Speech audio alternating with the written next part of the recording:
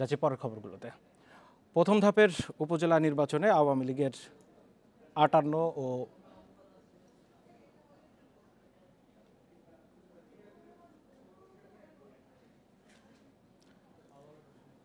প্রথম ধাপের উপজেলা নির্বাচনে আওয়ামী লীগের ৫৮ ও ২২ জন স্বতন্ত্র প্রার্থী চেয়ারম্যান পদে নির্বাচিত হয়েছে। প্রথম ধাপে ৮৭ উপজেলায় ভোট হওয়ার কথা থাকলেও নানা কারণে ৭ উপজেলায় ভোট স্থগিত হয়। রোববার প্রথম ধাপে উপজেলা পরিষদের নির্বাচনে ১২ জেলার ৭৮ উপজেলায় ভোট হয়। এর মধ্যে ১৬ উপজেলায় ২৮ কেন্দ্রের ভোট স্থগিত করেছে নির্বাচন কমিশন। অনিয়মের কারণে ৪ জেলায় প্রিজাইডিং কর্মকর্তা, সহকারী প্রিজাইডিং কর্মকর্তা সহ ৮ নির্বাচনী কর্মকর্তাকে গ্রেপ্তারের কথা জানিয়েছে নির্বাচন কমিশন।